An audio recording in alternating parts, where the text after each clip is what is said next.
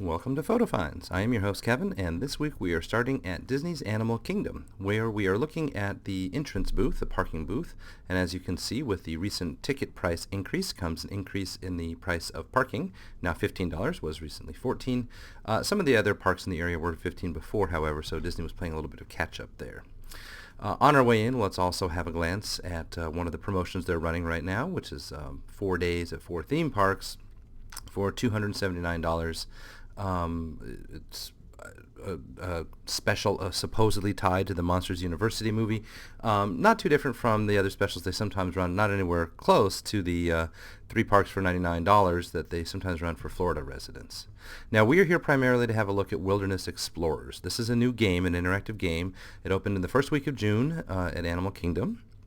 And as you can see, its home base, if you will, is located here at the bridge near the entrance to the park. This was an area formerly largely unused, I guess. They've built kind of a structure around it, and they've got some decorations around. This is the Wilderness Explorers logo, and then their motto, the wilderness must be explored.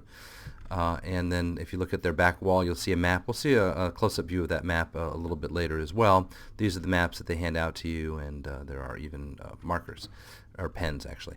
And then these badges, let's take a closer look at that badge as well later in a second. So as you can see, the map shows that the badge locations are scattered throughout the park.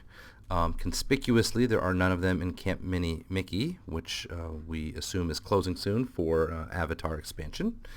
And a number of these locations are actually ones that were previously part of the Kids Discovery Club. So the thing behind the Tree of Life, looking through bug eyes, the dinosaur-looking DVC thing over here next to Restaurantosaurus, or the Asia thing over near the water, and several of them over at Rafiki's Planet Watch. Many of them, as I said, recycling what used to be the the Kids Discovery Club. Now there's those patches, and they look extremely cool, except that you can't actually earn these patches. You can't earn the badges. So they don't have them available anywhere that you can pick up. It's not a prize that you win or anything, nor is it for sale. I think they're cool enough that that might be something interesting they should put for sale, but perhaps they're waiting to see what reaction to the game is like first. Now, you get your little booklet, and I'll show you a complete flip through the booklet later, and then you take it to the locations shown on the map, where you just stumble across them. And they're marked by this WE, or Wilderness Explorers logo, and then the particular logo for the station that we are at right now. And it tells you that you can earn your badge here. So you really could start anywhere, I think, and then just get stamps is what you collect as you move throughout. There's a place in your booklet to get stamped each time. Now, there's almost always some pretty strong cast member interaction when you show up there and want to get your thing stamped. So in this case, they make you solve basically a little archaeology puzzle with the bones, the dinosaur bones, and then the kids can get a stamp. And sometimes they have to do things like pledge that they will be responsible citizens or recycle and those sorts of things to get their stamps. Now, it's not only the former Kids Discovery Club locations.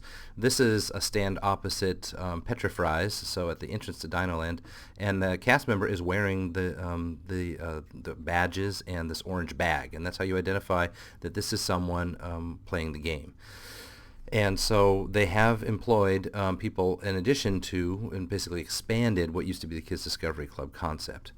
It is, however, all still cast member based, and earlier when I said interactive game, it is unlike the Magic Kingdom interactive game or the Epcot interactive game, where it's electronic, where there's batteries needed. It's all human based, and in that sense, both a better fit for this park and in some ways kind of refreshing that it's a little bit more replayable, I think, because your human interaction is going to change each time.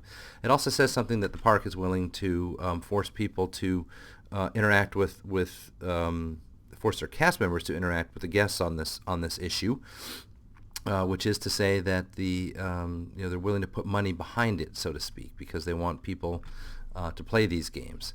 Now, what I'm showing you in this photo, as well as one slightly ahead, is how hidden these things are. So You're familiar with the Boneyard, perhaps. This is also in Dino Land. There's the Wilderness Explorers logo and then the dinosaur logo.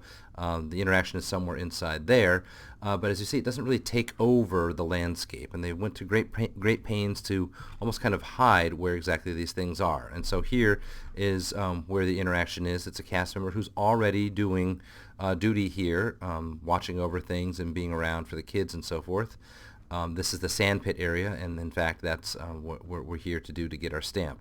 So what they're doing is leveraging the cast members who are already doing other things in the park and asking them to now also take part in this game, which is probably a pretty good thing for the cast members too. It really changes things up. Now here's a further image to show you how well hidden the Wilderness Explorers challenges are. There's one on the screen right now. I don't know if you've been able to find it so far.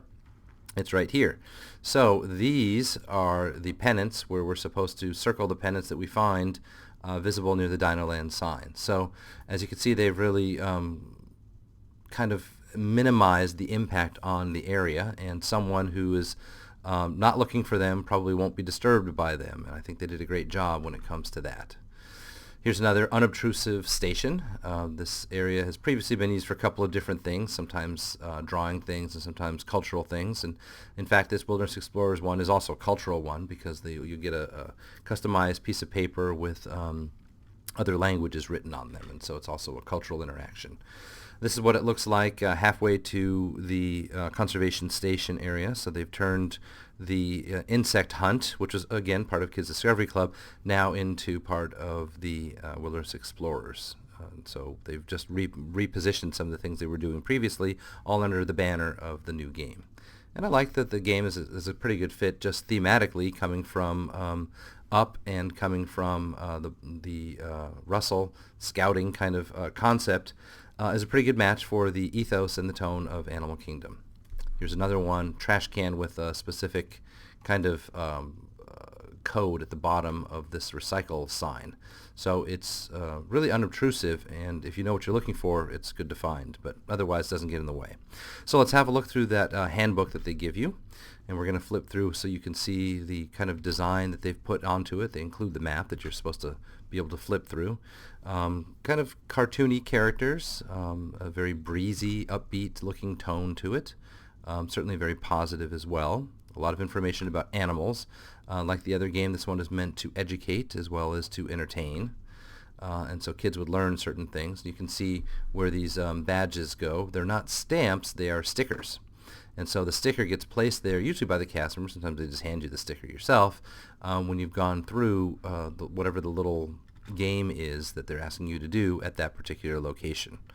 So you can see that they're not difficult questions to answer, but you do need to be present to say what color the animals are at the trail markers and so forth, and what kind of tracking that we've found. Again, also part of that area in the animal trails. So as we flip toward the back of the book, you'll see actually we've only just reached the halfway point because there are the staples. You'll see that there are really quite a few games built into this one concept. And it's more than you could do in just one sitting, probably more than you can do in just one day. And in fact, when we picked it up, they took pains to tell us, look, this is a multi-day experience. And so I think that was a wise decision on their part, so that you didn't go into it expecting to finish and then get irritated that you didn't finish. It's really something more like something you would do when you're in the park across multiple days. And this is a self-ranking thing, that if you earn just 5 badges, you're a tadpole, etc., until you're a Wilderness Explorer to get all of them. We didn't hear of anything that happens if you do get all of the stickers. There's no prize at the end, so to speak. But it is just kind of something fun to do and fun for your kids and possibly for the adults as well. Now, we were out exploring Animal Kingdom. A couple of things caught my eye. This one is in the conservation station, and I just don't spend enough time here to know whether this is new at all. It may have even been there since the very beginning. Love to hear from you guys if this reflecting pool has always had animals in it at the base there. And then this struck me as, again, something I hadn't seen in some time. There used to be a wall here. This theater was kind of more of an enclosed theater experience. So when you first came around that corner there, with all those hidden Mickeys and those eyes, there was a theater here that you can go into, and now the theater is kind of open air to the rest of the atrium. I thought this was interesting. Nothing new about this. When you're in the restrooms, especially if you're, shall we say, standing in the restrooms, you see something you don't see in most places at Disney World, the kind of bathroom signs that offer you a quiz and then an answer when you go over to wash your hands afterwards. Now, while we were out, we saw a crane. Let's take a closer look around the Dawa Bar, and that seems to be the future home of the Lion King. The Festival of the Lion King area, and they've got that wall up. They've had that wall up for some time. Now, what has also reopened, the former Beastly Bazaar building is now in use for the Adventurers Outpost. So as you can see, this has been repositioned without much signage yet, except for this temporary one, for you to meet Minnie and Mickey and so forth. The standby time is posted for you there, although it was incorrect when we showed up there. This is actually a 30-minute line or so. And you can see some examples of the costumed Mickey and Minnie looking at some World Heritage sites, I guess, and going on safari themselves. It looks to be a little bit of a Photoshop job to me. Now, we didn't wait in line this time around, so I don't have pictures to show you from the inside. We will do that on a future occasion. Have a look through the outpost there. And this is apparently the Fast Pass return area. So there's a sign covered up here. Wasn't open on the day that we visited a couple of weeks ago. The mac and cheese hot dogs are spreading throughout the resorts and parks. This one is in Restaurantosaurus. So it's something we saw tested at Hollywood Studios a little while ago, now spreading everywhere. And I took this picture to remind myself and report on the unallowable, really, heat that they've allowed to creep into certain parts of some restaurants and some show buildings. This room was just downright hot. And I know that the room can be cold because I've often come here in the summer precisely because it was a cool place to escape. Now, maybe they just don't want people hanging out in their restaurants, which strikes me as short-sighted in the extreme. Maybe they want people hanging out at Universal instead.